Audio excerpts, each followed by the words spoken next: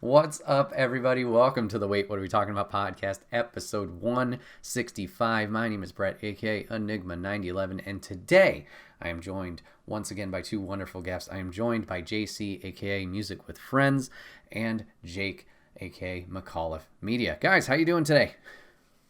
Doing great. Very good. I appreciate you guys hopping on the podcast once again. I'm sure this is going to be a crazy and possibly long podcast, but we'll have to see. It should be a good time. I don't know anybody, especially on the internet, that has strong opinions on Marvel. No, not a single person. We are breaking barriers today, being the first people to do this. Innovation, right here. It's a super indie thing. So. Yeah, you know. Viewers, if you guys want to catch the podcast live and join in on the conversation, you can always go over to twitch.tv/Enigma9011. Usually live every Sunday at 8 p.m. Eastern. Join us over there and join in on all the fun and the chaos. But if you can't catch live, that's A-OK. Go to YouTube and podcast services the very next week where it's broken out topic by topic and put as one big video in MP3 for your amusement on the following Friday. Last but not least, any way you could support, comments, reviews, shares, whatever it may be, to help out this show. It may seem small, but it does go a long way. So please, if you do that, we would love and appreciate you for it. But yes, today, as the gentlemen have alluded to, we are talking Marvel, MCU. So this is going to be a little bit different than your normal podcast with the hard topics, all that jazz. We are just here to rant, riot, rejoice, all the things Marvel. From the start of Marvel all the way into, we just started Phase 5, talking a little bit of the future stuff. But yeah, we've, going back quite a few years, 2015, what was it, when we saw Civil War all together? In LA. Good times. We've had quite a big conversation after that movie as well, just hanging out, shooting the shit. So I thought, it'd be fun, get the band back together, and just see where the conversation takes us. So we're going to kick off this topic. I said, Phase 4 just wrapped up.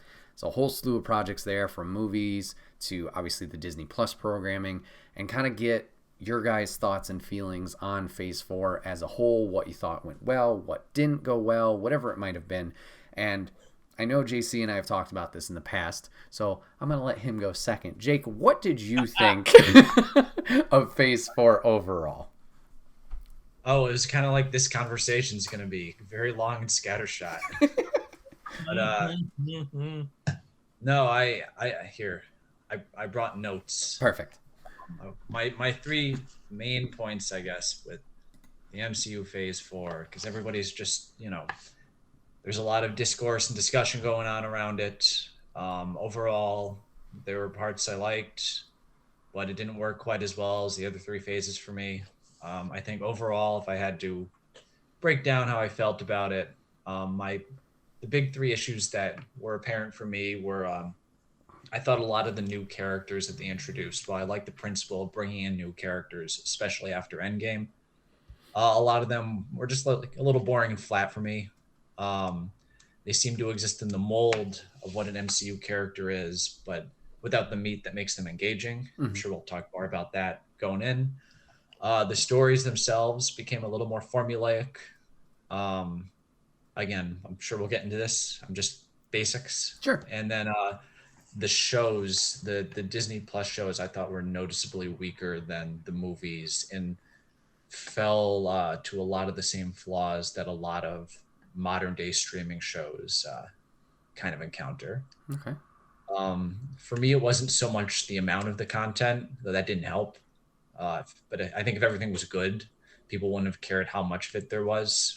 But I think everything not being great and getting twice as much of it kind of exasperated things. Sure. And yeah, I agree with the amount of content. I probably should have alluded to what the content of Phase 4 was if someone's not on track with everything. So Phase 4 included these movies, or these as films: Black Widow, Shang-Chi and the Legend of the Ten Rings, Eternals, Spider-Man No Way Home, Doctor Strange and the Multiverse of Madness, Thor Love and Thunder, and then concluded with Black Panther, Wakanda Forever.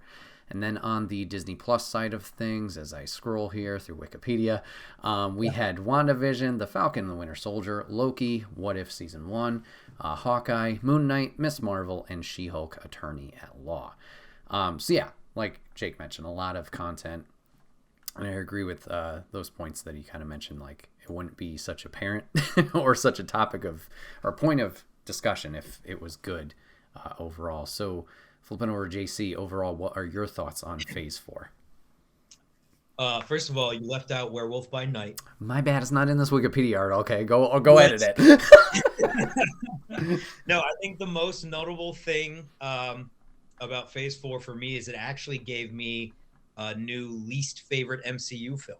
So I think that is probably the most I could say about Phase 4. Okay. As JC alluded to, there were 2 TV specials. If I continue to scroll down, there was Werewolf by Night and Guardians of the Galaxy Holiday Special, also included in Phase 4.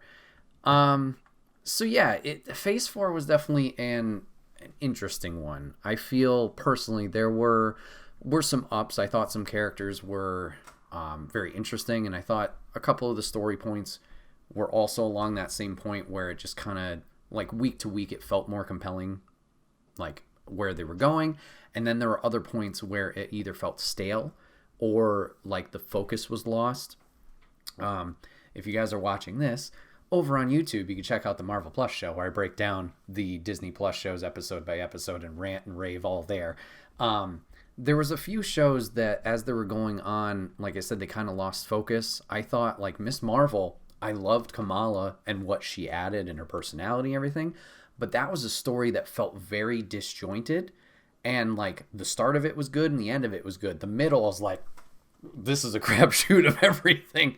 And I know JC and I have talked about like Moon Knight in the past and Loki, and like those were another 2 series that I really enjoyed.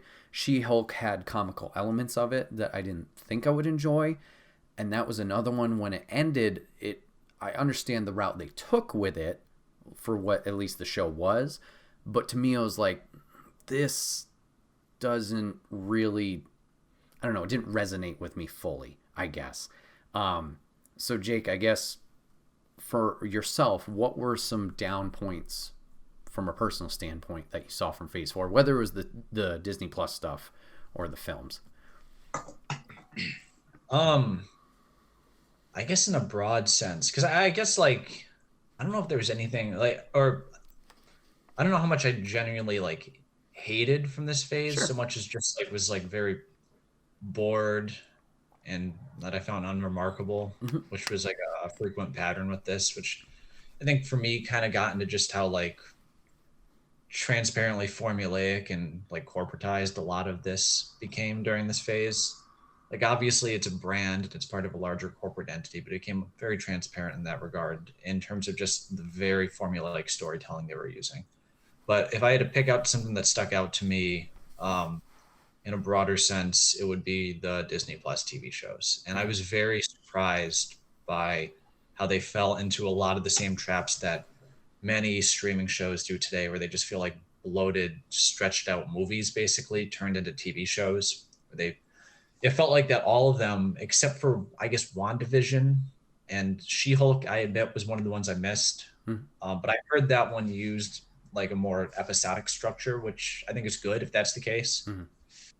But the other ones very much felt like movie ideas stretched out into TV shows. And like Marvel is very good at executing structure in their movies. Like stuff like The Avengers, where they have all these characters they're balancing and juggling, and they're able to turn that into a very cohesive film.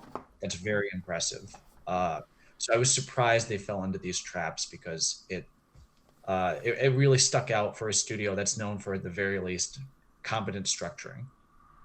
And at the same time, they were just very much anomalies.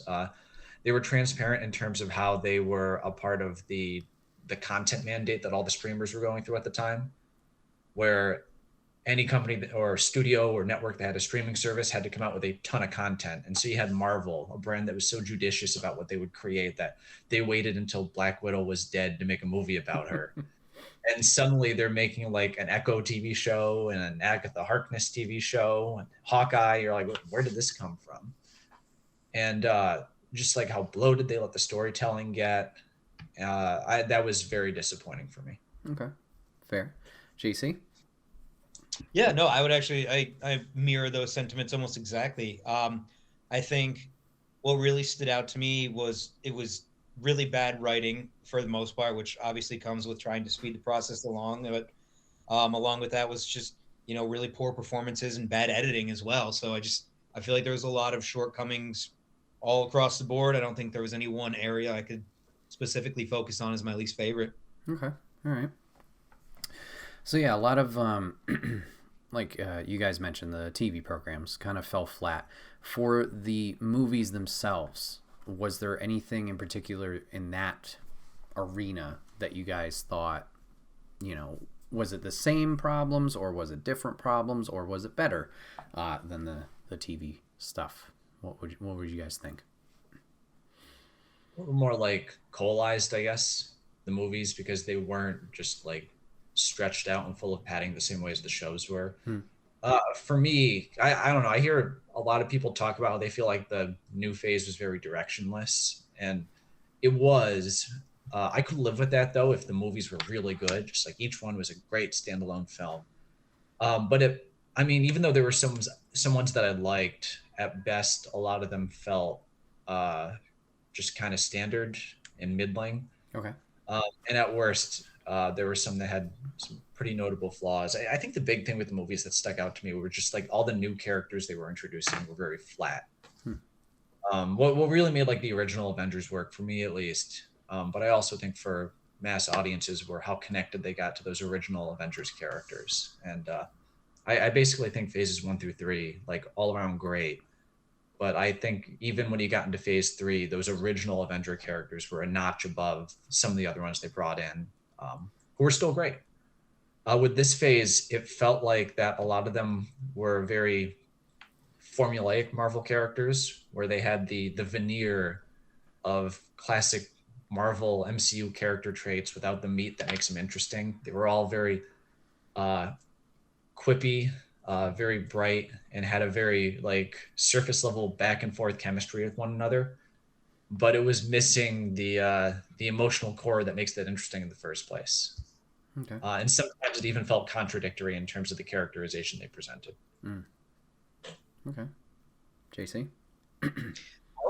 Again, I would say I completely agree with that. I would take it a step further too and say it wasn't only the new introduction of the characters that was weak, but I would say even the characters that we were familiar with and even enjoyed previously, I thought were just incredibly weak, poorly represented, sometimes even just completely going against their previous characterizations, and just not good showings for any of it. Interesting. Yeah, I thought with the movies it was it was kind of like a tale of two phases for me, where at the beginning, maybe just from my standpoint, like I was more interested, or I thought I had a more positive reaction coming out of the films. Like there was definitely certain things you could criticize or whatever, but like I felt an overall, like it wasn't the best, but I had a good time with it kind of feeling. And then when we got to the back half of phase 4, with two movies in particular, with Doctor Strange and Thor, I was like, I don't know what's going on. Like it was just like, once again, there were obviously elements taking out of it that I could be like, oh, that was good.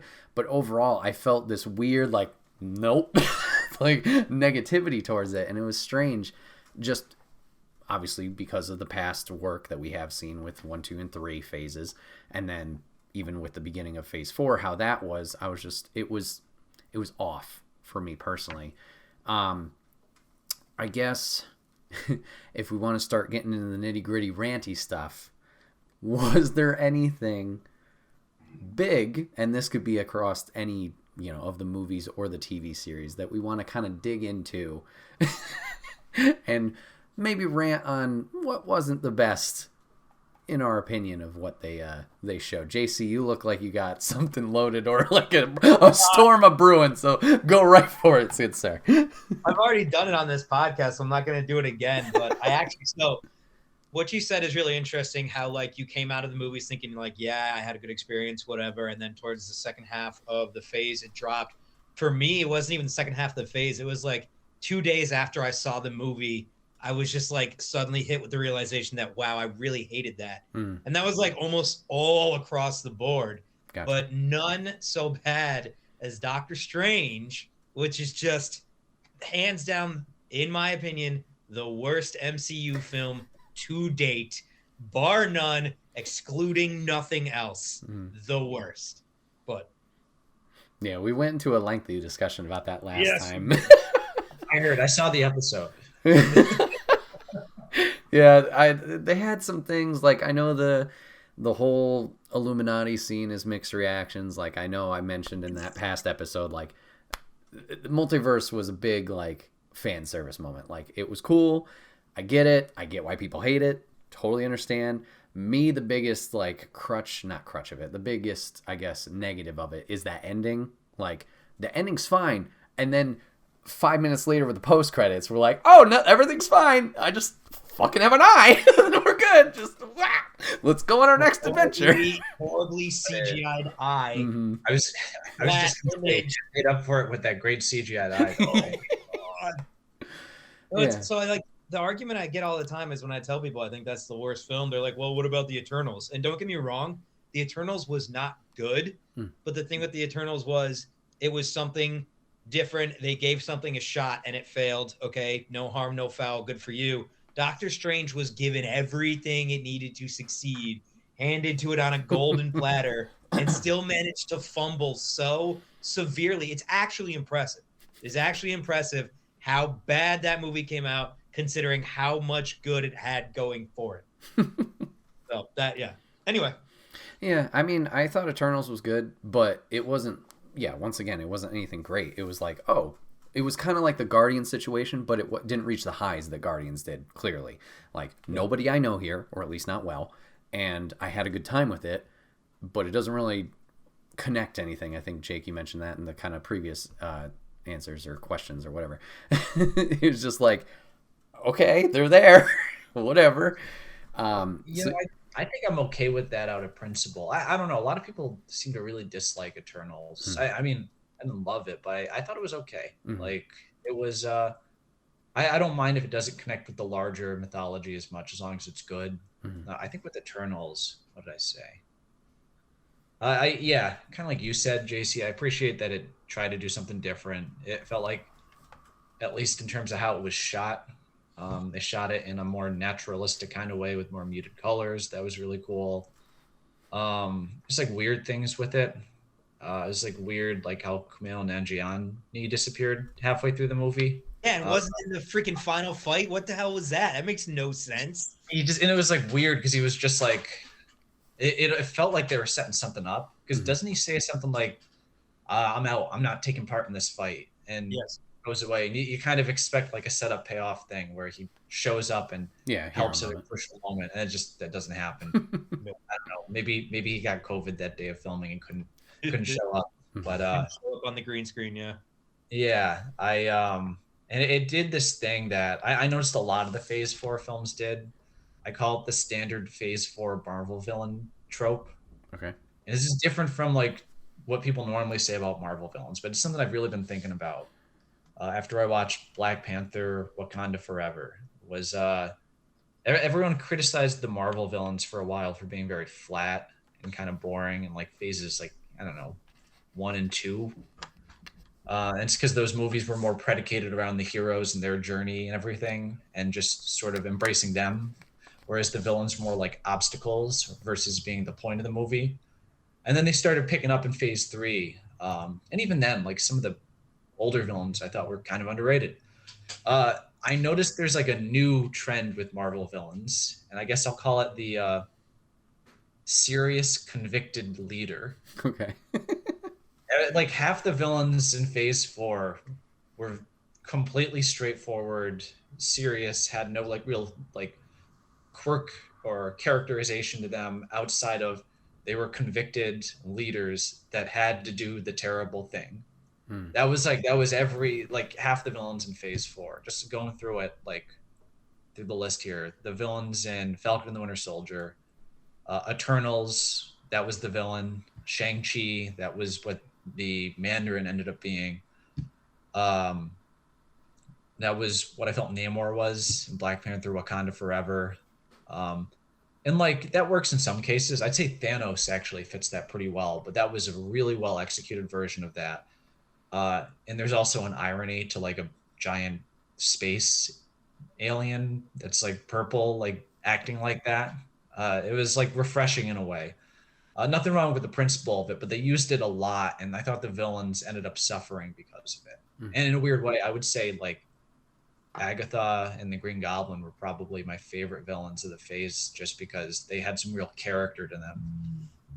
But Eternals had that problem for me. I thought it was interesting the twist where what was his name? Was the guy from Eternals, the Superman type guy? Shit.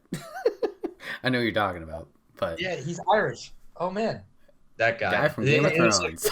and he looks like the freaking Winter Soldier. They're the same actor. I swear to God. No, they're not. Yeah. They're identical. No. Yeah, Winter Soldier, the villain in Icarus. Eternals. Yeah, Icarus and Winter Soldier. You're telling me they don't look the same? Yeah, it was like kind of a cool twist, I thought, but ultimately it is that same type of villain.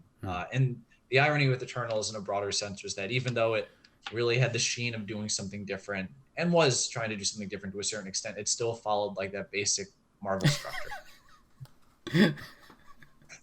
Which Yes, one's they which? look- You tell me. Oh, brother. Not to downplay what Jake said. Everything Jake said, I completely agree with, actually. But anyway, although I do feel like we can't leave the Eternals without discussing the just beautifully shot, super tasteful, very artsy sex scene. The first one we've gotten in all of Marvel, and mwah, was it glorious and not at all awkward and not at all out of place and not at all just very strange to throw randomly into the movie. Not at all. Yeah, I mean, I guess it's better than being completely celibate, like phase 3. Phase 3, the romance in phase 3 is like going to a middle school dance. It's Jake, like, if you had watched She-Hulk, you would have learned a lot about all the sex things that happened amongst. I bet I would have. You know how you solve a problem is by making a meta joke about it. That's how you do it. Yes, that's called good writing. Good writing. One thing I do want to say about Eternals, though, was that Arishem and the Celestials looked a lot like Bionicles. Tie-in. Therefore, this raises my star rating like 8 points Nice. out of principle. So overall, I gave the Eternals an 11.5 out of 5 stars. Sweet. It seems completely valid and fair. Yes. I'll allow it. So speaking of positives, what either characters or moments, I guess we could even go there. What positives would you guys pull from Phase 4? If anything, I guess. I really like WandaVision a lot. That whole show I thought was pretty great. I mean, there's like a lot of little good moments, but just from a broad sense, I really like WandaVision. That was like a great start, because when that started, I was like, oh yeah, like Marvel's back. This is gonna be great. And then it kept going. Not WandaVision, the phase. What else? I liked seeing, the Raimi-verse Spider-Man characters in No Way Home. That was great. I got the poster behind me. I got that. That's pretty much, that's what got me in the door. I guess if I could say something controversial, I thought Doctor Strange was adequate. I didn't love it, but I did like the third act where he turned into the zombie. I thought that the whole movie should have been that. Okay. The rest of it, it was all right. I really like Sam Raimi as a director. He's one of my favorite directors. And I was hoping for a little more out of that movie. But I appreciated the third act because it turned into like Evil Dead Light. And I like Werewolf by Night. That was a surprising standout for me. Okay. Yeah, Werewolf by Night was a lot of fun, actually. I highly recommend that one, Brett, if you haven't already seen it. Yeah, I'll have to catch up on that. So JC, what about you? Positives? I already talked about it. I won't talk about it again in too much detail, but I really just think Moon Knight all around really enjoyable. I love the visuals. I think all the performances were just like really, really good. I think in terms of the movies, Shang-Chi was probably my favorite of the phase. And again, in terms of like all of Marvel, it's really just kind of like a mid-tier thing. But I liked the characters. I like what they introduced. I thought there was a lot of good there. I liked Namor in Black Panther. I thought he had, I thought it was like a little weak at times, but I'm excited to see more of him. And you know what? Guilty pleasure. I enjoyed She-Hulk. I thought that was a lot of fun. I don't think it at all deserved the hate that it got online. Mm-hmm. So, yeah, it wasn't bad by any standards. My only negative was the ending. I was just like, what she did in the finale. It was just like, okay, look, nothing mattered. But no, I had a great time with that. That was a fun surprise, I guess. Yeah, it was very enjoyable. Very enjoyable. Yeah. I didn't get to She-Hulk. I'd like to check it out though, because I actually really like the She-Hulk comics. I saw some clips of She-Hulk on YouTube, and I thought it looked not great, but I'd like to give it a shot before I don't want to just criticize it without seeing it or anything. Sure, that's fair. Yeah, it was a good time. I'll agree with JC. Shang-Chi, however we're saying it. That was probably my standout. I really enjoyed that. Obviously, the action sequences there were fantastic. And then the conclusion, just going into that side of things in that world was great. I already talked about the Illuminati. It was a fun little, pop. I get it. But I'll never get like freaking out like, is that the X-Men theme? Like, I'll never forget that. And then the Spider-Man No Way Home, just the reunion of those guys, or the three of them, seeing them, and the whole on the statue was fantastic when they're like, okay, we can get this together, and the whole CG elements of them flipping and dipping around, but still really enjoyed that. WandaVision was fantastic. Moon Knight looked great. I enjoyed What If. It wasn't anything breaking the bank, but I enjoyed it. Just the fun element of like, it doesn't have to connect to anything. Obviously, the end, they did the little mashup together, but I did like the separation of like, let's just do offshoots. What would happen if this happened? That kind of deal. And obviously, Loki's got a lot of probably the most intertwining of the big overarching story. Elements of it were a little bit down in terms of like keeping interest. There was a lot of dialogue. There had to be. But that's probably the one that has the most interest going forward. But once again, it's the connective tissue. That's kind of the reasoning. It's that hook, baiting us along that we're trying to follow compared to everything else. So, yeah. Interesting phase 4. Well, gentlemen, shall we talk about the Infinity Saga? Take a little bit a walk or a trip down memory lane with this 21 movie adventure. A little bit of a palate cleanser. Exactly. Brief divergence into those 21 movies. So I guess, I don't know, we just go right into the ranting of it, because I know we had some with Civil War of like, oh, this is this, whatever. Let's start with characters. What characters did you like the most or the least out of Infinity Saga? Go ahead, JC. Obviously, Ant-Man is the best, the greatest of all time, and always will be. And in terms of like characters I liked the least, it's got to be Captain Marvel for me. I just think that movie was a big flop, in my opinion. Okay. But all right. Before I go to Jake, Winter Soldier, JC, how do you feel about him? So that was the big thing, right? Because I was alone after Civil War on the opinion that I wanted him to suffer, and I thought Tony had every right to kill him, and I wouldn't have been upset if Tony killed him, right? Because you guys were on the opposite side of that. I liked him more before Falcon and the Winter Soldier, because I thought that show was pretty weak, and I thought that didn't do justice to either of those characters. I've come around on him. Would I have been upset if he was slaughtered brutally in Civil War? No. Mm-hmm. I think Tony had every right to kill him. The dude killed his parents. I don't care if he was brainwashed. Still killed his parents.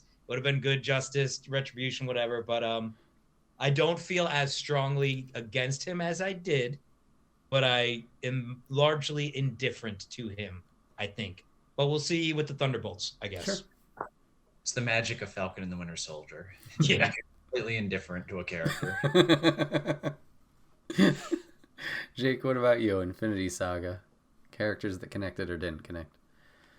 Oh, well, actually, it's interesting talking about it in the context of Phase 4, because I think that the original Avengers are the strongest of the batch. Although Guardians of the Galaxy are just as great, if not equal.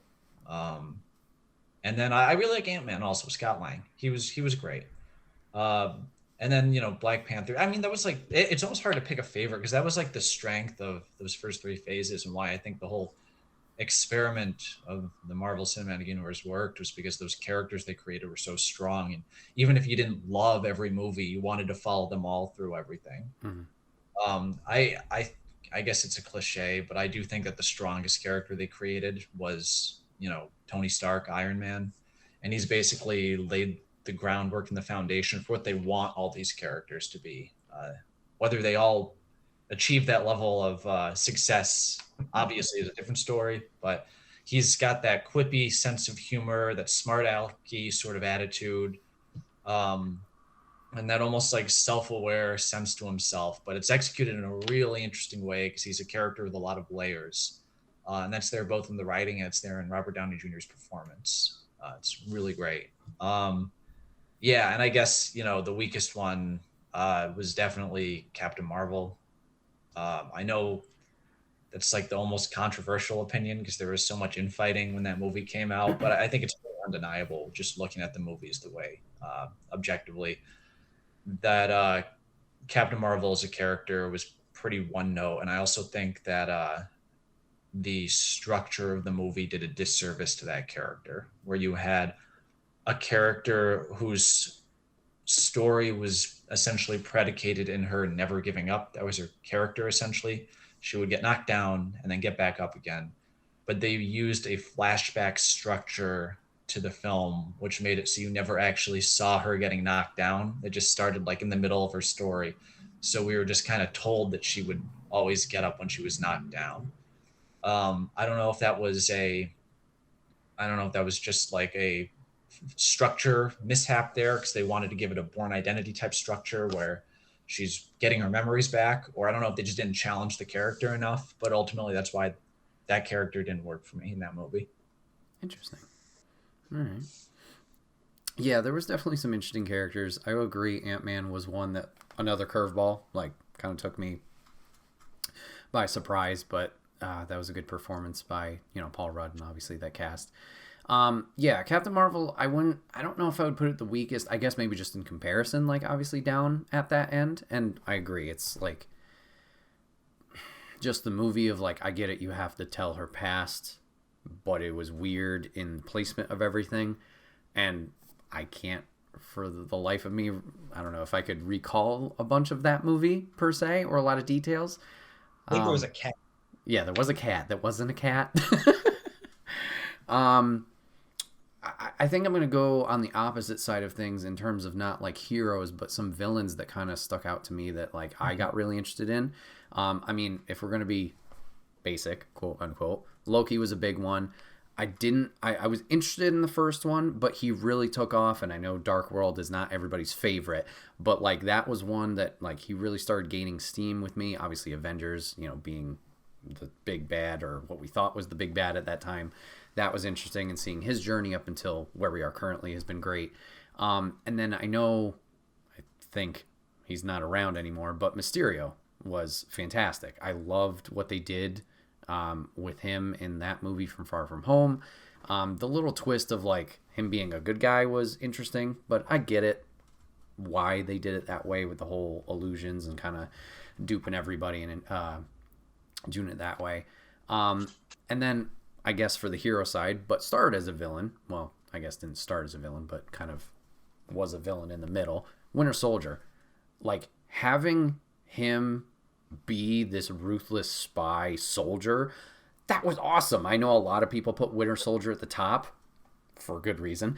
But like those action sequences, the threat that he was, that was awesome. Good look, good moments, awesome there.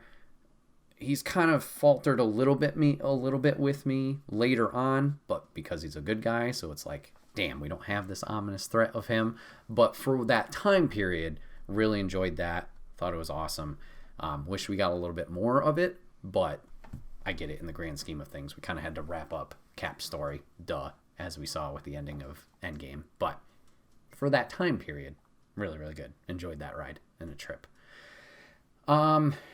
So what would you guys say movie-wise were the high points and low points for you guys personally for the Infinity Saga? JC? Doesn't have to be like this was the worst one ever or this is the best one ever. Just like, you know. It depends. How do you want me to answer this? You want me to answer this as like, in my opinion, what as like a film was the best and the worst film, or do we want to throw my biases in there? Because my bias says Ant-Man is the best and greatest film that ever came to be on the face of the planet. But like, if I'm actually talking about really good films, it's not that good of a film. Right. This may be an unfair question for me to ask you guys because you guys are both film people, you know, making your own projects and been in that industry. That's a little hard for me to ask to not have your professional opinion in there. But you know what? I like controversy and discussion in this podcast, so let's go all biased. Like, just personally, what did you enjoy? Didn't have to be the most cinematography. I don't even know the freaking terminology for it. The most beautiful, the most well-structured, whatever. But what made you enjoy it the most or not enjoy it the most? Okay, well, so obviously Ant-Man and the Wasp, two of the greatest movies ever to exist in the history of the planet. Absolutely no flaws. They're perfect. No, but so it's, the more I talk about it, the more interesting it is. I got to go back to kind of what Jake was saying where, you know, Iron Man is probably one of the greatest characters, but Iron Man in terms of being a film is an incredible film. It came at a point where there really weren't any good superhero films. Don't even mention X-Men to me. I won't listen to you. But they started good, damn it. They started good. So, yeah, I think Iron Man, like if you weren't really big into comic books or like you just weren't really into like Marvel, Iron Man is such a obscure character. Like, so I didn't have a ton of knowledge going into any of this. I've since lost my mind to it a little bit, but to take a character like Iron Man from me and as a complete outside perspective, make the movie engaging enough that I then just spent the time to watch 54 freaking projects or whatever. And all the good movies, I would say, stem from the fact that Iron Man was so good. It was just a really good foundation, and a lot of it was just payoff of seeing all these characters come together. And yeah, you know, the Avengers movies are great, but the Avengers movies wouldn't have been great if we didn't get introduced to the characters beforehand. So I can't really put them like as these end-all be-all films because they are relying so heavily on other films. So it's tough. I really, there's very few I didn't enjoy, I would say, actually. Let's just say that. It's a cop-out answer. That's fine. But there's very few movies I didn't enjoy in the Infinity Saga outside of like Captain Marvel and Iron Man 3, I think. All right. Jake? Yeah, no, I think you kind of hit the nail on the head. And that's kind of part of what was so special about it was that everything was overall pretty good. Often great. And I mean, like for me personally, like you got the obvious ones. I really like Guardians of the Galaxy 1 is probably my favorite one. But like the original Avengers, the original Iron Man, Winter Soldier is great. And then like last two Avengers movies. Yeah, they are really just great, which is why like Phase 4 kind of stood out for me in an unfortunate way because you were just sort of like, wait, what happened? I also have in terms of my personal like ones I might personally like more than others. I have a real soft spot for the original Captain America: The First Avenger, and for Iron Man 3, which I know is a very controversial thing to say on this podcast. I really like that one. But like I think the only one I really thought like didn't work was Captain Marvel. And even that, there were parts I liked about it. I guess Thor: The Dark World, everyone kind of, you know, makes fun of that one. And that one even, it's like, it's okay. I think the only part of that that's like really weak for me is the villain is exceptionally weak in that movie. Um, and then like Iron Man 2, like it's like a little bloated, but there's still some interesting stuff in there. So yeah, it's like overall pretty solid. And in a way, I would argue that that was something Marvel mastered, was the art of making the non-offensive blockbuster. And I don't mean it in terms of offending good taste. I just mean it in terms of not creating something that would like take you off guard with being bad. I guess you contrast that. Look to the Distinguished Competition when they made Batman versus Superman, and that was bad. But that was bad in a way where you were like, I don't ever want to step in a movie theater ever again. Like I remember seeing that, and it was walking out of that was like walking out of a funeral, just like dead silence. You never got that out of Marvel. At worst, you would have like a middling installment. And in fact, I would say with Phase 4, part of the reason why there's such a growing exhaustion with it is because rather than just getting like a few really terrible ones that put us off the whole thing, it's been lots of middling projects that have slowly let the air out of the balloon. No one shot the balloon like DC's done a couple times now, I guess. It's just been like the air is slowly letting out, and it feels like interest deflated a little bit. So that's my very long kind of veering off topic answer. Totally fair. So to go along with your guys' answers, do you think, and I know we just talked about Phase 4, but we kind of can bring it back into this point. Do you think it's a case of rose-colored, rose-tinted glasses when looking back at some of the Infinity Saga films? Like, we've kind of alluded to general public's like lower movies like an Iron Man 3, Thor Dark World. Do you think it's a case of that, of just like, not nostalgia, but those were better than what we currently have? Do you think that plays a part in our feelings towards Phase 4 in general and how we kind of feel those movies are? I think that the strength of the characters in the original movies made up for a lot of the maybe lesser qualities of those movies that have carried over into these new ones. Okay. I would say I don't think the first 3 phases made 4 look bad. I think 4 was just inherently weaker on its own. And I don't think looking back on the first 3 phases, I view them any better because of how much I disliked 4. I think if you're talking in terms of like filmmaking, this is like really the first time this has ever really happened. Sure. Something of this scope with this interconnectivity and, all these big ballooning budgets and all that stuff. So it's actually, it's historical in that sense. And I think that's why it's really cool. It kind of hit, us, I think, had a really good time in our lives where we could go and spend all this freaking hours and hours. I'd be curious to know how many hours watching all this like media and ingesting all this media.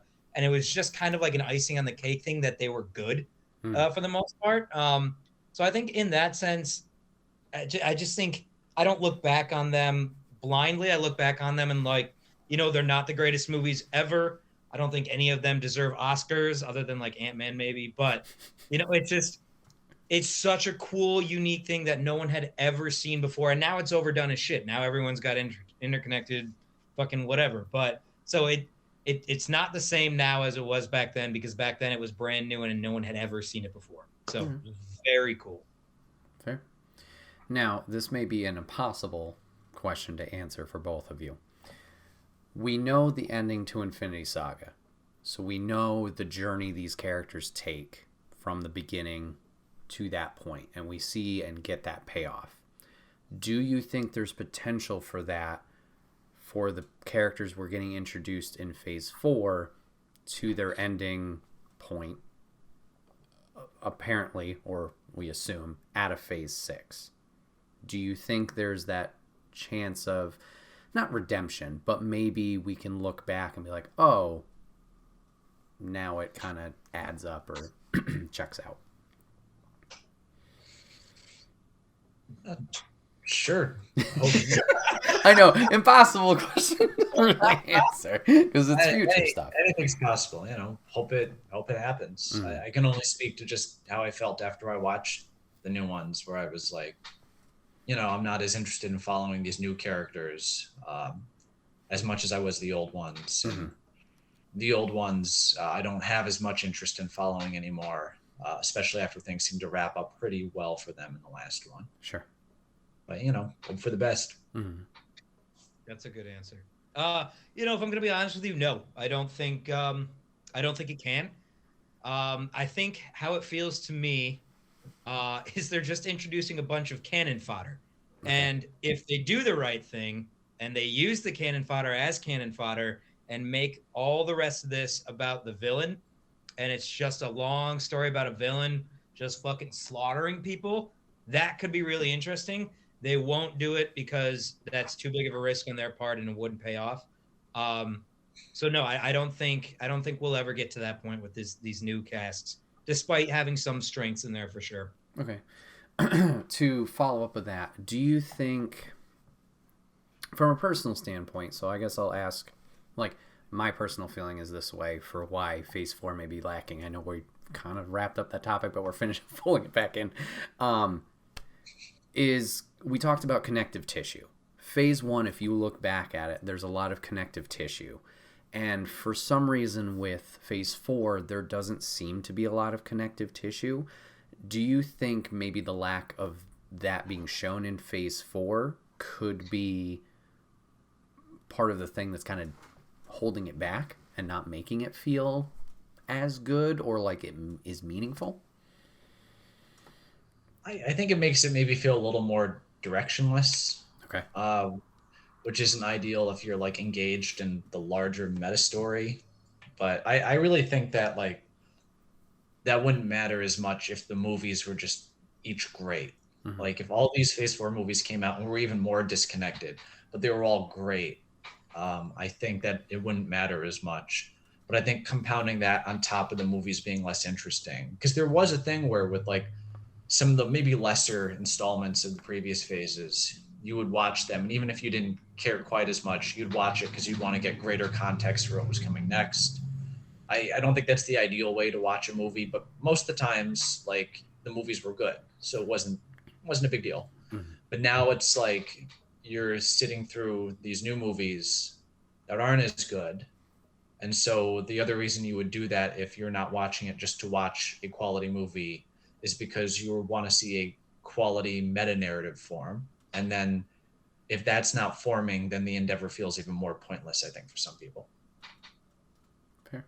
Yeah, I would feel similarly. I think in a way, though, there is plenty of connective tissue in this phase, but it's just lazy. Okay. It's either just a throwaway line of dialogue or it's some half-assed thing that isn't well thought out. I think the thing about the initial phases with the connective tissue is, yeah, it was there, but it was usually well done.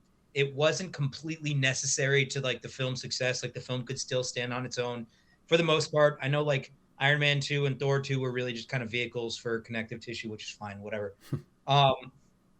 But I just think that the connective tissue was there. It was better. It was more subtle, but better done. And then really paid off with the big group films like the Avengers. But then like with Phase 4, it was just like so much just like name dropping and throwing them just like these stupid half-assed little quips about other things. And it cheapened it a little bit. And also something you would think I would enjoy, but it became annoying, is basically every medium that I watched in Phase 4 somehow brought up Ant-Man, which I didn't understand, but he either appeared or someone mentioned Ant-Man almost by name. And I was like, why the hell are we doing this? Like, what is the point of this? It was very weird. I thought, actually, never mind. I'm not going to say what I was going to say, but yeah. Okay. I think JC is alluding to something that just came out. No? I don't know what you're talking about. Okay. I don't know. All right. Well, I think I agree on the tangent you may have gone on. So yeah, let's talk about future stuff, I guess. So we got a whole slew of other projects planned. I'm sure there's more to be planned with Phase 5 and Phase 6. So if we're not caught up, what's coming out in Phase 5, or at least what's planned? So Ant-Man and the Wasp: Quantumania just dropped. We have Guardians of the Galaxy Volume 3. We have The Marvels, Captain America: New World Order, Thunderbolts, and Blade for films. In terms of Disney Plus, we have Secret Invasion, Loki Season 2, What If Season 2, Ironheart, Echo, Agatha, Coven of Chaos, and Daredevil Born Again. For Phase 6 so far, because it's still early, films, we got Deadpool 3, Fantastic Four, Avengers The Kang Dynasty, and Avengers Secret War. And I don't think they have any Disney Plus stuff here. So, yep, there you go. Yeah, you got to re-edit that, Brett, so it's like set to the Jeopardy theme. You listening? This is your topics. So yeah, we have, a little bit of a glimpse into our future of what is going to be coming down the line. Is there anything for you guys that kind of intrigues you, rings a bell for you that you're looking forward to, whether it's Phase 5 or Phase 6? You gotta bring up the list. Jake's gonna say Fantastic Four because Jake loves the Fantastic Four. Actually, I do love the Fantastic Four, but I want to know more about the creative team and the direction before I really jump on board that ship. It doesn't matter, Jake. It's John Krasinski. God, come on. Maybe, we don't know. That could have been just all the universe. Yeah, that's the question.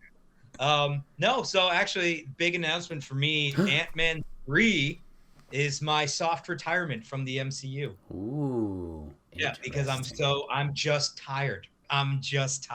What? Which goes back to the whole conversation of just overload of mediocre content. But I think if there was one thing that's like, I'm not gonna not watch this stuff. I'm just not gonna make a point to. I probably won't pay to see it in theaters anymore. I definitely would never stream it illegally. That would be so wrong. But also, like, maybe when it comes to Disney Plus, I'll watch it, Mm-hmm. But I think I'd like to see what they do with Blade. I actually really enjoy the original Blade trilogy, although the third one was pretty weak. But I just, they were very entertaining movies, and I'm genuinely curious. I hope they keep it R. I hope it's just disgustingly bloody and horrific and awesome. And so, I guess we'll see. But other than that, I don't know. That's fair. Yeah, so I haven't seen the new Ant-Man yet. Sure. I'd like to, though. There were things about what I saw in the trailer that looked kind of interesting. Mm-hmm. In terms of stuff coming up, there's so much stuff, and I try not to just jump too much on the principle of a project existing. I want to know about who's making it, what the direction's going to be or whatnot. That's like with Blade, could they do another good Blade movie? Yeah, sure, but it depends on what they're gonna do. And you've got this character that's kind of an R-rated character, and fitting him in the box of the MCU, would that be good? Maybe, but it depends on what direction they take it. Mm-hmm. And then there's other things where there's the creative team kind of concerns me. I really, hoping the best for Captain America: New World Order. I like that the leader is the villain in that, but I can't get too excited for it because it's the same team that did Falcon and the Winter Soldier, which I didn't care for too much. But in terms of stuff I'm excited for, Guardians 3, because, same creative team. Be cool to see that wrap up. I'm curious about Deadpool 3. I normally would be skeptical about the idea of bringing Wolverine back after they wrapped his story up, but I think in this context where it's kind of like a joke, the whole thing, that could be funny. Fantastic Four, I do love Fantastic Four, but I want to see what they do with it first. Spider-Man, I'm a huge Spider-Man fan, so I'll follow that one for sure. And I'm just curious where they take it after the last one. Are they going to try and maybe go a little more grounded and do something a little more street level that's not like a multiverse spanning thing, or are they just going to really lean into that even more because this one was such a big hit? Sure. And then in terms of the TV shows, oh God. That's it. That's the perfect reaction. Say no more. Maybe Secret Invasion looked kind of cool. It did. I will agree. That did look cool. I like the idea that Daredevil is going to be like an 18 episode series, so it won't be like a stretched out 8-episode movie. It'll be like an actual TV show. I think that's cool. I just hope they don't sanitize it too much. Mm-hmm. Yeah, I guess we'll see. Yeah, I'm curious about Secret Invasion. I agree, it looks cool. I'm a little concerned that it's rushed because last we knew the Skrulls were good and now they're not going to be good, or at least based on what I know of that comic book line. Like, um, so that's What do you like, mean, Bret? Disney Plus has never put out rushed content. well, yeah, we were talking about it earlier. You know what? You know what's weird with that one? Because like Secret Invasion in the comics was like this huge crossover event, and it was like that could have been the next Infinity Gauntlet sort of story, or I'm sorry, Infinity Saga. I get it right. And this seems to me more just like the Nick Fury TV show, right? And it seems like they wanted to do a Nick Fury TV show, and they just called it this. And again, it's like I really think a lot of this, and this almost goes back to what you were talking about with the connective tissue and everything being a little bit more scattershot.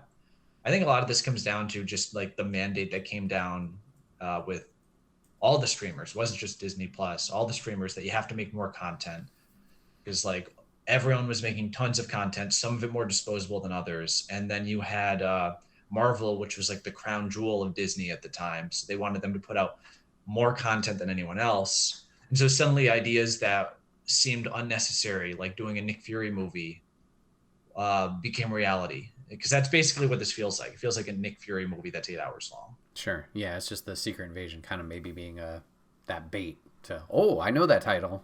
Kind of hook people in or whatever. That's fair.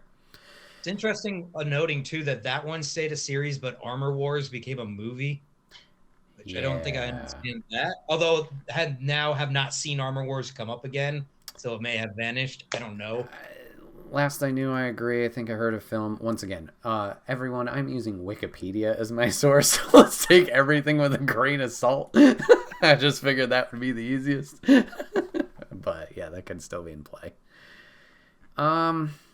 Yeah, so Secret Invasion's an interesting one. Daredevil, I think I gotta be the pessimist here. I'm like 50-50 on it. I just in the past year watched the Netflix original Daredevil through for the first time, and like I enjoyed it, but it wasn't something that like I loved, I guess, or like really connected with fully at times. So this one I'm interested because I like Charlie Cox as the character. I think he does fantastic, and you know, a fun moment with him being in No Way Home and being pulled in there, and then She-Hulk making an appearance. Cool. I won't go too far into that, but that also is like okay. So that one I'm a little iffy on personally. I already talked about Loki. Like, that's just interesting because personally for me, that's where I see the most connective tissue, and maybe that makes my judgment or whatever of this all a little bit weird because like, oh, that's what I'm interested in or helps me. But I like that. That intrigues me, seeing where that goes. And then it's the end of the line, so it's a little bit cheating, but Secret Wars has me very excited. But that could also just be like fan service moments, like, oh my god, this crazy thing is here, and seeing all that, like we've seen in, with not an MCU property, but a Marvel property in Sony, with Into the Spider-Verse. Like, that's just a fun, insane thing. This could be similar of that, of like, it's just a lot of fun moments in that. But yeah, granted, that's way down the line, so. Actually, I would say that's actually going back to something you said before, where you were saying, could these new characters become more interesting going forward? That's kind of like a wrench thrown into that whole thing, because it's like they're not just building up these new characters, they're rebuilding up these characters that predate, potentially, but it kind of sounds like they are potentially building up characters that predate the original Avengers now and bringing them into this whole multiverse thing that they're doing. Like, I mean, you had the Spider-Men show up, and sounds like we're getting some of the X-Men back, and Deadpool. Sounds like a whole wrench to that. Yeah, and then every 21 movies of Infinity Saga was a head scratcher enough for the general audience. I can't imagine what everything is going to be like. Well, if you want to understand this, you had to watch the Sam Raimi Spider-Man, and you had to watch these Bryan Singer X-Men, and you had to watch the redo of the X-Men movies. That's who this person is. Was like, you know, I think the bigger problem is like do you want to do like make sort of the next incentive or gimmick, however you want to look at it, to see these like movies be? We're gonna cross over the entire history of the Marvel movies, not just the MCU ones. What else do you do other than X-Men and like Spider-Man? Like, are they gonna bring back the Eric Bana Hulk? Yeah, That exactly. they're gonna bring back like the Fox Fantastic Four, both Ooh. versions. That's like, how you bring Chris Evans back. Human Torch. Like, are they gonna bring Ben Affleck in as Daredevil? Like, where's this going? I'm sure he's not playing Batman anymore. His schedule's opened up. What are you talking about? Didn't you see the Flash trailer? He's in it. Bro, that movie's been delayed so many times. I remember they first announced that movie when it was like the week before the CW Flash show premiered. That And far now back. that show is on season That was 9. 9 and years ago. the Flash movie still hasn't come out yet. Wow. Wow. Yikes. Bret, so you watched all of the Netflix Daredevil, which I will admit I really enjoyed it. I only watched the first 2 seasons though. But I also really like John Barenthal. So, time out. I misspoke. I watched all of season 1. Sorry. Yeah, I know. My bad. Sorry. It's everything. My bad. Did you watch any of the rest of the Netflix Marvel properties? So here's me and my bad planning. My planning for Marvel Plus was like, oh, we have a lull in content on Disney Plus. Let me go back and watch the Netflix stuff from when we were all out in California. So I was going to watch Daredevil season 1. I did that. I fell off editing and all that jazz on like episode 9. My plan was then to go into Jessica Jones, Luke Cage, Iron Fist, and Defenders. I do remember watching the beginning of Jessica Jones, really enjoying that, and just, I don't know if it was my attention span at the time. I think we may have talked about this in our past podcast episode, but for some reason, like, I was like, oh, an hour long? This is going to feel forever, and I can't, like, it didn't hook me. And then I don't know if I even tried Luke Cage and Iron Fist, even though Iron Fist, personally, I really enjoy that character and it intrigues me a lot, but just never tried it. Yeah, I know. I've heard a lot of bad negative things about that show. So that was my original plan, but I did not follow through on that. So Gotcha. Yeah. I do recommend at least getting to John Barenthal's Punisher because outside of Thomas Jane, because how can you beat Thomas Jane? The best on-screen Punisher we've seen yet. I think he did a really good job with it. Yeah, that was the original plan. I like the 3 seasons of Daredevil. I think season 2 actually was probably my favorite with the Punisher. Yeah, I really like that. As shows, the characters they built were stronger than the episodes around them. Mm-hmm. Which is why I'm keeping an open mind about the new show, where it's like, okay, you have like a show followed a lot of those like, tropes of bad prestige TV where it just felt like a stretched out movie. And like not much happened in each season. Like they had 1 villain per season. Yeah. Like what? Like do like 1 villain per episode. I understand you want to do like a serialized thing where you build up to a bigger threat, but that doesn't mean you have to single-mindedly focus on the one thing over and over, because then nothing happens for half the show. But those characters they built were really good, and you just hope for the best with Born Again. That's what it's called, right? Yes. I will say too, if we're talking about really strong Marvel villains in terms of the MCU, Netflix's Kingpin, top tier for me. Just honestly, Vincent D'Onofrio, obviously a great actor, but the way they handled the character, the way they characterized him, just so good. Like easily up there with Loki, Thanos, all that. And then to see what they freaking did to him in Hawkeye. Was it even Hawkeye? Yeah, it was Hawkeye. Oh my God, what a freaking waste. That got me so mad. And I love the character Hawkeye, don't get me wrong, but woo. That was, because Kingpin's, he's easily one of the strongest villains in the entire franchise. And then it was like they dropped him in an SNL sketch or something. Like, it's even just like the stark change in cinematography said everything. You went from like the Netflix shows, which were shot in like a much darker cinematic sort of way than like the Hawkeye show was, and suddenly he's just like here's Kingpin on a flat set in like Georgia wearing like a Hawaiian t-shirt, but he's given like the same performance, that like dark, like psychotic man-child performance, but he's surrounded by all these characters doing like the MCU quipping thing. Yep. Oh God, yep. Yeah, hopefully they can redeem him a little bit. I mean, I don't know. I didn't think it was the end of the world, but I get it. I'm also going off a very limited. You better watch the rest of Daredevil, and then you say that comment. Yes, sir. Sir, yes, sir. At no point did Kingpin take one of those LARPers and shove their head in a car door and kill him. That's true. Would have been interesting, though. So that could have, maybe that would have like raised the profile of that show for me. That might be my least favorite Phase 4, but if Kingpin just resorted to graphic violence partway through, it would have been something. Mm-hmm. Wait, Jake, you didn't watch Ms. Marvel? I started the first episode. Okay. Yeah, you've gone too far. Stop there. Don't proceed. Just okay. Now we need to. Okay. I now we're getting into the discussion, the rant part.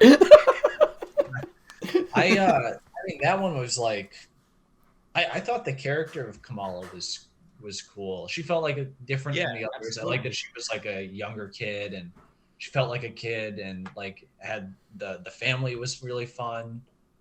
That stuff was good. It's a little weird, like how that show is predicated around the theme of how cool it is to like Marvel as a franchise. It's like a little cynical to me, and I get like the idea of Kamala being a fan of these people that exist in the real world. And there's interesting things you can do with that. Maybe you try and deconstruct that or something, as she discovers maybe the reality is different than her fandom. I don't know. And I'm not going to cast judgment because I didn't watch past part of the first episode. But to me, it seemed like almost a little cynical, that it was just about like how great she is because she loves these franchises that you can currently all watch on Disney Plus. Okay. I agree completely, even with what Bret said in the beginning, what you just said. I think in terms of a character, she's great. I actually think the actress did a really good job performance-wise. And I thought there was a couple good episodes there, but there's some episodes, and again, this is all my opinion, some episodes where the writing and the editing was so bafflingly bad. Like, laughably bad that it was like I couldn't actually even laugh at it. I just wanted to cry. Like it's one of those shows, and this is a spoiler that's not really a spoiler, where they'll introduce this really weak character for 1 minute and then he's killed off immediately, and you're supposed to have this really like heart-wrenching reaction like, oh God, oh no, this dude. I'm like, wait, who is that? Like, he's dead now? Okay, cool. And then the finale, to me, the editing in the finale was just like horrendous, like to the point where they wanted all the characters to come together, but the plot hadn't gotten the characters together at that point in time. So you're in this location that's completely surrounded by police, and suddenly characters are just showing up like, oh yeah, I snuck into a window. I wouldn't want to miss this fight. It's like, how the fuck did you get in there? This place is surrounded by the police. But it's stupid little, it was bad. In my opinion, the writing and the editing of that show were just an atrocity. Okay. So good. All right. All that is fair. Kamala, 10 out of 10. Really, the rest... I agree. Okay. I agree. Okay.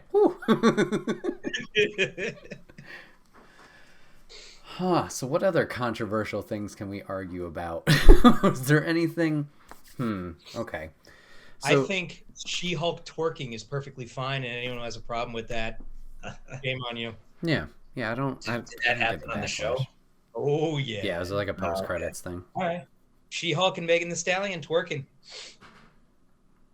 All right. I thought that would be a hotter take. Apparently, that wasn't a hot take. No, I didn't. No, I was like, I remember seeing all those things, like people complaining, and I'm like, okay, that wasn't that big a deal. He literally had to jump rope naked in the comics, and you're telling me that was okay, but having her twerk with that's not okay. It's weird. That's a weird thing. But anyway, whatever. Yeah, no, I thought, She-Hulk and Jen Walters was awesome as a character. Yep. Very entertaining. I loved all the fourth wall stuff and all that jazz. And yeah, the only, like I said before, the only thing I was like, was the ending. I was just like, okay. So yeah, Jake, you have talked about how you haven't watched Quantumania. JC, do we want to talk a little bit about Quantumania? Or should we leave that for maybe a future date? I will say, I'm trying to like formulate my words to be as vague as possible. Sure. You don't worry about spoilers. I pretty much know what happens in it. No, it's actually I'd be curious to know what you think happens. But anyway, it was a very fun ride. I have the character bias, obviously, where I love it. I love the character. It was a very passable movie. I think it was the best of that trilogy by far. I like a lot of the stuff they did. I thought the one thing that I will say that was very consistent is with the Ant-Man series specifically, there's always just been really, really weird pacing issues. Okay. Where like in the first movie, I just remember like they had like a sports training montage to cover all the important aspects of the movie. And that was like 2 minutes. And then there was still the rest of the movie on both sides. You're like, oh, why was that the montage if that was like the plot? Like there's just weird little pacing things where things don't really make sense that are rushed and other things aren't rushed and yada, yada. So at the very least, it was consistent. I enjoyed it. I would say solid mid-tier Marvel movie for me. Sure. Yeah, I'd agree with that. I liked... Yeah, I'm going to also try and be vague. One more thing and then Sure. I'll let you go. Go, absolutely. I think the biggest downfall for me was Jonathan Majors' performance was so good that it did not belong in that movie. And frankly, it doesn't belong in the MCU because he's just too good of an actor. Okay. Like I'm watching this dude and I'm like, this dude is in a different movie. He's winning an Oscar for that movie. What the hell is he doing here? Anyway, sorry, continue. No, you're good. Yeah, that was kind of on the point I was going. The introduction of the new characters. Yeah, his character, fantastic. Awesome. And I like the seeds that are being planted there. Other seeds that were planted, also great. There is one character that everybody seems to have a gripe with. I also have a gripe with that character. I will say, loved the character that got introduced to the universe. I think they went the wrong way with it and should have kept that faceplate on. That's all. I know exactly what you're referring to. Okay, MODOK, what the fuck? There's no way that can look good. Just go for it. I know what happens in the movie. Before we continue, Jake, I want you to give us a synopsis. Yes, please. As you know it. Oh God, I don't think I'd be able to do that. I just know like the basic spoilers. I've read like the end of the Wikipedia summary and stuff. I did it in preparation for this so we could have this conversation. Wait, so what are the basic spoilers that you know? I know it's basically about they go to the quantum realm. In the real world, Scott is a celebrity now, but his daughter has gone to jail and is kind of going down the same path as him. They go to the quantum realm, where Kang is there and he wants to escape from the quantum realm, has a past history with Janet. You've got Krylar there, who Bill Murray plays, and you've got some of the fun and games of the quantum realm world with that. You've got MODOK, who is Yellow Jacket, Corey Stoll from the original. They fight.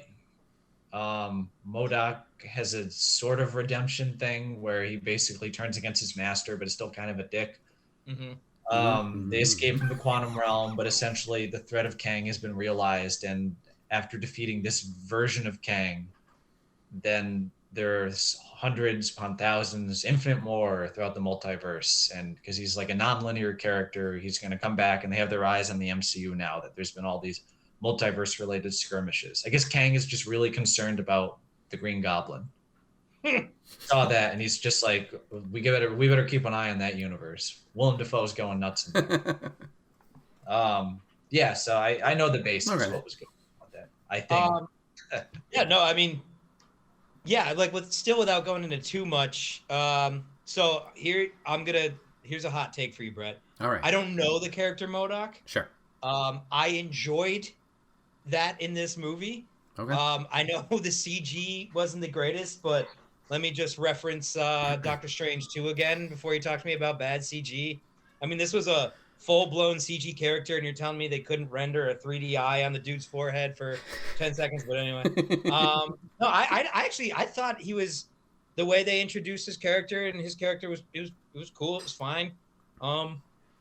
Yeah, I think the ending, I think they shot an ending that they then weakened in reshoots, which is kind of a bummer to me, because I think there was an ending there that was really good, and then it was tweaked. Okay.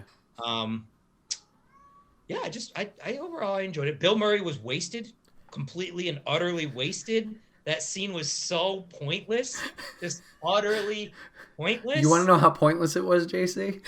You forgot he was there. I went to the bathroom and came back, and they were leaving, and I'm like, okay. That's great. That's great. Yeah. Also, I don't think this, without going into too much into it, I don't think this king is gone either. But right. Yeah. Oh, interesting. I think we'll for sure see him again, because that's what everyone was upset about. Oh, how could Ant-Man beat Kang? Whatever, dude. Sure. See, that was kind of the interesting part to me. I don't know. I see a lot of complaints, and again, I haven't seen the movie. I reserve judgment until I see it. I saw a lot of complaints leading up to it about that, and I was like, there's two ways you do that, and both have potential. The first is, the joke is that Ant-Man, of all characters, has to fight a Thanos level threat by himself. Yeah, like that could be funny. And you get people that say like, oh, but he's supposed to be the big threat that they build up to in the future movies, and it's like that's the problem, is that you the current movie, the immediate movie, should be more important than whatever the build up is. Sure. Yes. And if you don't take that approach, if you really just want to take this more seriously, I don't think that's a bad idea either. Like, you had 2 Ant-Man movies already that were very small scale, like palate cleansers. I think kind of this is almost like sounded like the counter programming of Ant-Man movies to me, where it's like, okay, instead of just doing the same thing again for the 3rd time, we're going to try something different. And in a way, it showed confidence in their characters, that they were willing to take a more comedic character like Scott Lang and put him up against a more serious threat. I thought that was all kind of interesting. Mm-hmm. Yeah, and I think this is Scott Lang's best movie in terms of growth and character. Also, quick little side note, in the movie, Scott Lang wrote a book, and in real life, they're publishing Scott Lang's book. So that's really exciting. Definitely going to get that. But no, so I know this is completely contradicting what I just said about how they kind of ruined the ending with reshoots, but the current ending is a really ominous twist on the very beginning of the film, with really subtle, silly things that seem really subtle, silly, but like it's really well done. The way it's flipped the very beginning, like upside down, and this ominous little thing to be like, it's not happy-go-lucky. Clearly, there's something big coming, which I really enjoyed because it was done subtly. If you weren't aware of all the connectivity, you'd be like, oh, what a quirky ending. But like, if you're like looking deeper into it, you're like, oh, I see what they're doing. Is a nice little twist on its head with the ending. I enjoyed it, but like Ant-Man should have died. They've been hinting at that. Like I said, he came up in every single Phase 4 thing. He was literally beheaded in Mrs. Marvel. And I'm like, okay, cool. Ant-Man's going to die. That's fine. Oh, yeah, spoilers. Ant-Man doesn't die. But I knew that. He probably should have died. Yeah. Or just don't decapitate him in Miss Marvel. That's all. It was an interesting wonder, like, in retrospect, if it would have been like, it would have been more keen to just leave all those original characters out of this new phase instead of this awkward thing where you have some of them there and some of them aren't there. Like, you could have had Ant-Man's story end with Endgame. Yeah, I understand financially why you don't do that, but well, yeah. Yeah, the ending was interesting. Yeah, they alluded to the fate being different for him, and I was like, oh, okay. It would have been weird down the line of like, oh, what happened to Scott? But, whatever. And then I thought also they'd be trapped, and I was like, oh, okay, I'd be fine with that.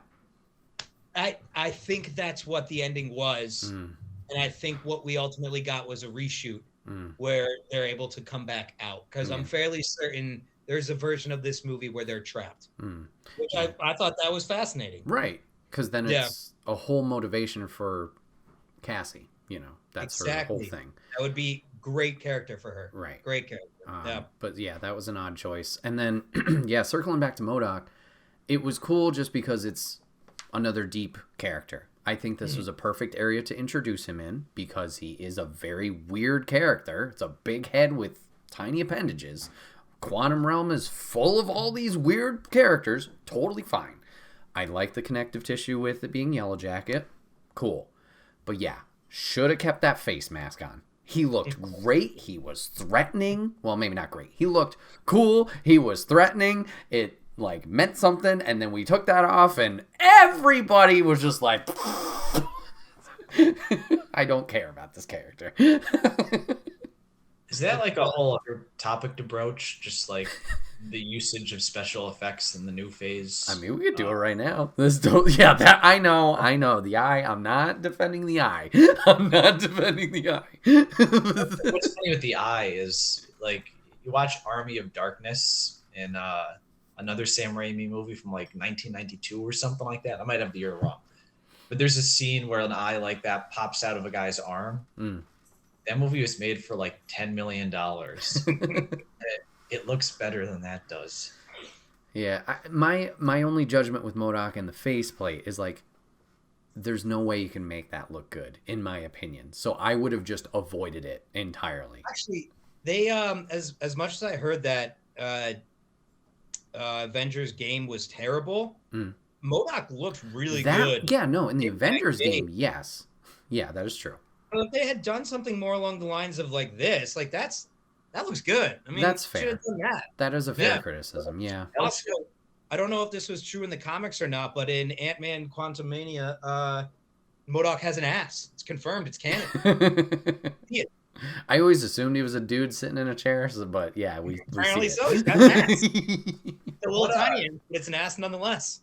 With Ant-Man's or in Ant-Man Quantumania with MODOK, was it the special effects with MODOK that were dodgy, or like the design? What did you? I think like JC brought up the game, and that's a fair thing. Like he does look good in that.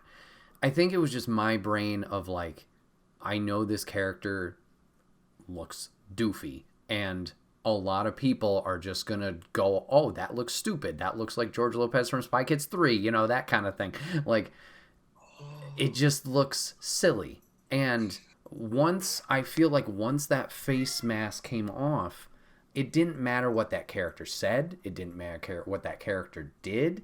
It just was all goofy. It was stupid. It took away from what we're supposed to be focusing on with whatever they're supposed to be telling in that scene. And all we're looking at is this guy's face. With the faceplate, you can get past the weird appendages. You can get past the, you know, how he looks. But they tried steering into the skid with making fun of it and like Scott mentioning it and like them poking fun at it. I don't think that worked in terms of like the audience acknowledging it and moving it past it. I think it was just this big thing that just kept your attention and didn't allow you to take in the rest when he was on screen, in my opinion. I think that's perfectly fair. Yeah. Yeah, I don't know. I think I saw a picture of it. They released the poster, right? The poster that had him on it. Yeah. I haven't seen it.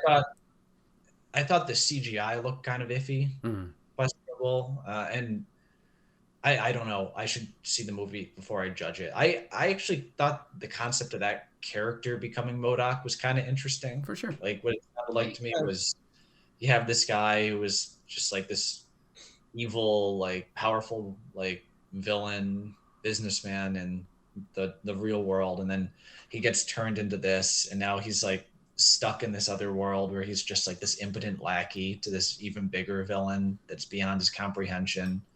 That sounded interesting to me, but I don't know how it was executed, because I could see a world where the character is just kind of goofy and looks bad because the effects aren't totally there. I don't know. Yeah, I think oh, go ahead, JC. You. Okay, I think the storytelling elements tying that in, great. What they did after, eh. Yeah, I think what you just described, Jake, is a really interesting character, and it's unfortunately not. I mean, he falls victim to what you were talking about earlier, where he just quips. He just quips the whole time, and he's not really a character outside of his quips. And his redemption arc is par for the course. Marvel, really weak. Somehow within 10 seconds, he has a complete change of heart, and actually, very similar to, as much as I like Ragnarok, and it's actually even less deserved, but Carl Urban's character in Ragnarok, like his change of heart kind of makes more sense. But it's really quick and sudden, and it's a very similar thing with MODOK. You know what was weird with Carl Urban in that movie with his like change of heart? It was completely disconnected from every single other thing happening in the movie. Mm-hmm. Like, I don't even think the other characters were aware that he was there and had a change of heart. Right. No, he literally died for no reason. He tied in, like, he have a scene where he has a conversation with one of them and he realizes the error of his ways, but it happens off to the side. It's so weird. But yeah, no, Quantumania, great film. 10 out of 10. Go see it.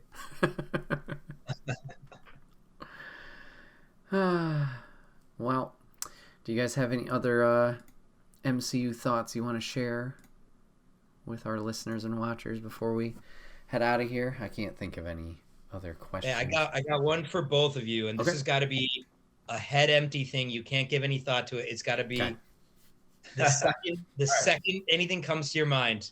All right, you ready? So this is going to be all movies, all TV shows. Best MCU project, go. Winter Soldier.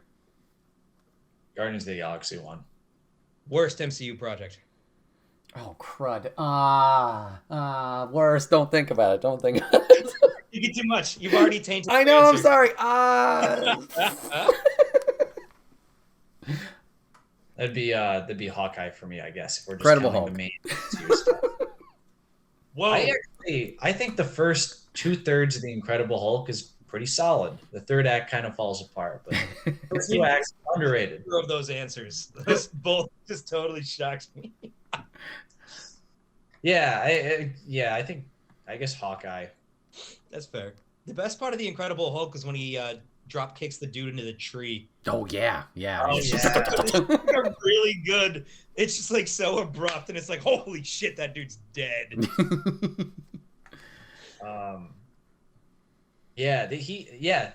Emil Blonsky, who came back in She-Hulk. Yes. Yeah, Abomination. finally.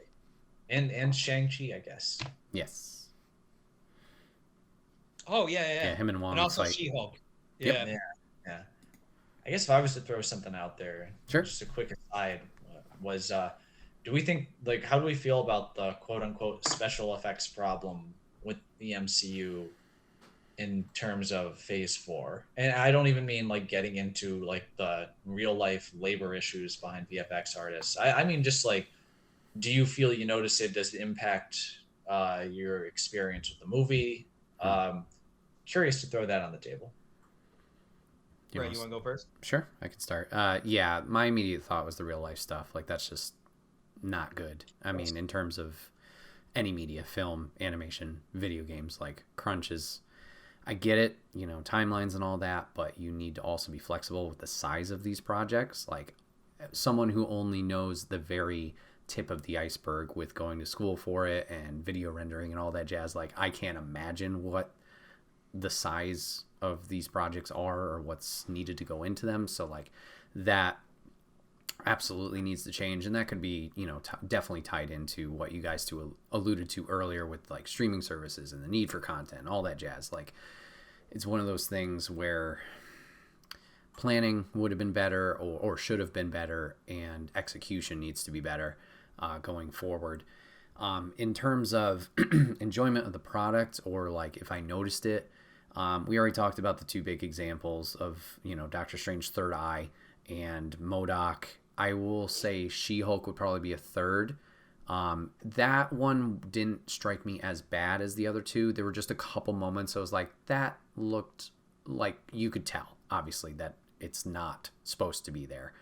Other than that, I haven't noticed really all that much. I think Moon Knight stuff looked fantastic. Just the transformation, him into the suit, looked amazing. Sam as the new Captain America with his Falcon suit. I think that looked good. But yeah, I would say those three examples in particular were the only things that I noticed that maybe stood out as like, that could have been better. But other than that, no. I thought in terms of like, since we just talked about Quantumania, nothing in the world, because obviously that's all CG world, that looked all good to me. Nothing seemed really apparent there of like, ooh, that's not great. And I'm sure there's other examples, but I just can't think of them right now. Yeah, I'm with you in the beginning where it's really hard for me to separate it from the real world issues that are going on. So obviously all of my critiques are not at all going towards the quality that these effects houses are able to put out, because it's not fair. It's not indicative of their actual final quality. But where I'm different from you is it's one of those things that I do notice, and it really does take me out of the film, and it really bums me out. Because all of Phase 4, every single one had at least one shot where I was like, what the fuck? I mean, that was terrible. She-Hulk is very bad. You can tell that they used Bruce Banner's Hulk's model from like Endgame versus like Fiona from Shrek. And they tried to like pair them together in the same scene, and it just did not work. It was very weird. I'm thinking like the freaking portal scene in Spider-Man where it was a horrible green key pulled on Tobey Maguire, where he's just like standing on the screen. He's like, hey guys, it's really poorly pulled. Like all these little things like that. And it's just, again, not at all fault of the effects houses. They are not given nearly enough time. They are mistreated. But yeah, for me, it draws me out.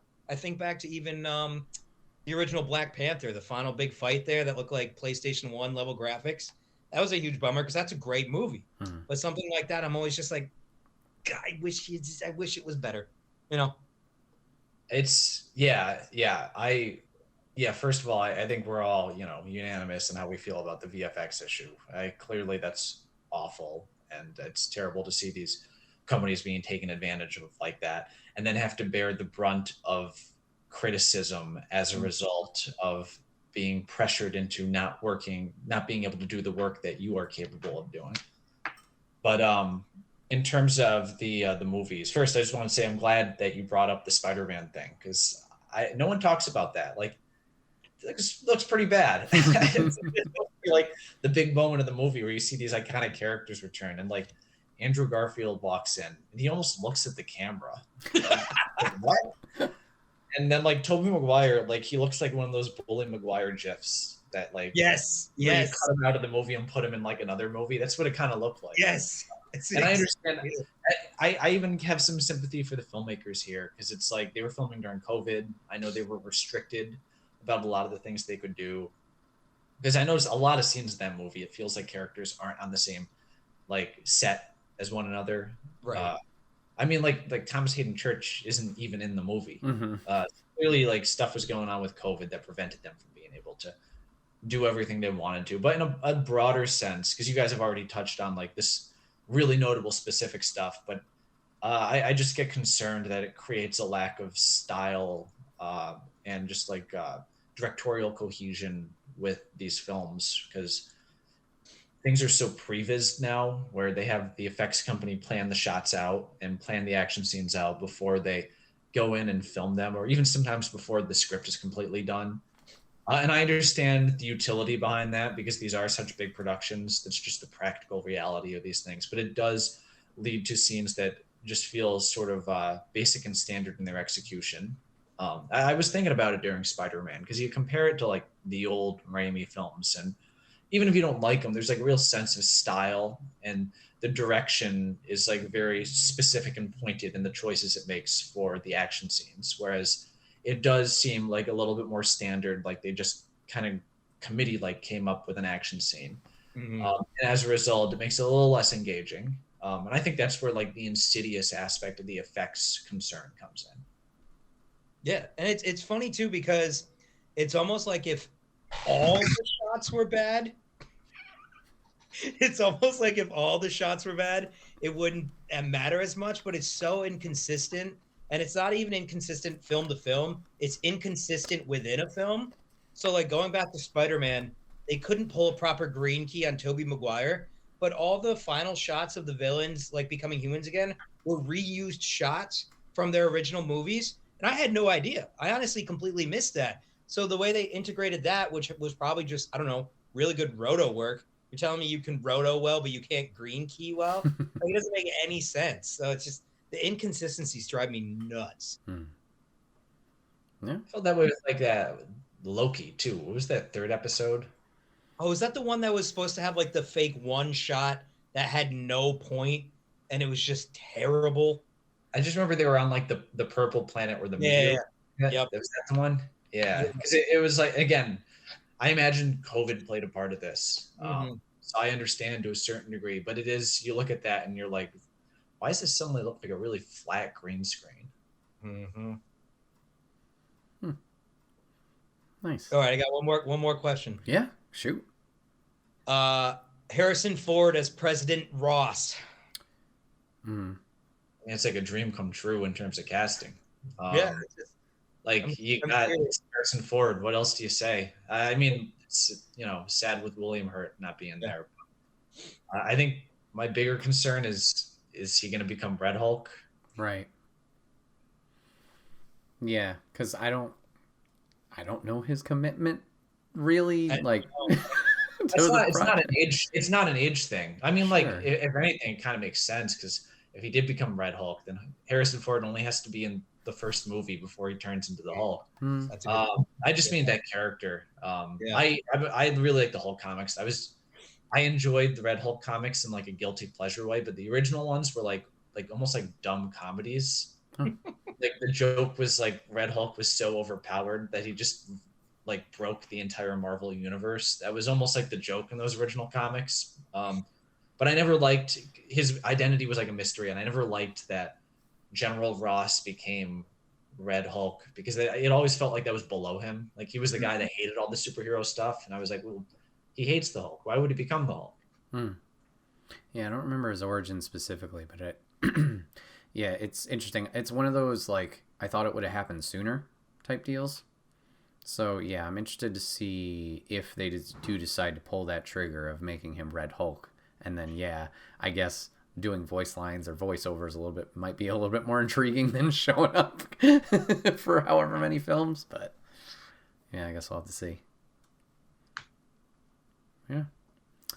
Well, gentlemen and viewers, this has been another episode of the Wait, What Are We Talking About podcast. My name is Bret, aka Enigma 9011, and today I was joined for all the fun MCU talk by JC, aka Music with Friends, and Jake, aka McAuliffe Media. Gentlemen, thank you very much for doing this episode today. It was a lot of fun. Yeah, absolutely, Bret. Appreciate it. Thanks for having me. Absolutely. A little bit more tame than I thought we would be, not gonna lie, but a good conversation nonetheless. Very, very good. Viewers, if you guys want to catch this podcast live and join in on the conversation yourself, you can always go over to twitch.tv/Enigma9011, usually live every Sunday at 8 p.m. Join in the chat, join in on the discussion. You get that sweet merch that JC's wearing if you'd like to, too, right over there. But if you can't catch it live, that's A-OK. Go over to YouTube and podcast services the very next week, where it's broken out topic by topic and put as one big video in MP3 for your amusement on the following Friday. Last but not least, any way you can help the show, whether it's leaving a comment or review, sharing with somebody you think would enjoy the show, whatever it is, it may seem small, but it does help the show grow, helps out in a big way. So please, if you could do that, we would love and appreciate you for it. Gentlemen, once again, thank you very much for your time today and for doing the show. We'll definitely have to have you guys on down the line. Maybe we'll, in a few years' time, we'll be discussing Phase 5 if it went anywhere upwards. Tell you what, as soon as Ant-Man 4 comes out, I'll be on board again. There we go. I'm just glad we could prove civil bipartisan Marvel debates still exist in today's society. That's what we do here. Chat, viewers, listeners, thank you guys for hanging out today. Thanks for giving us a watch, giving a listen, and we'll see you guys on the next one. Take care. Bye-bye.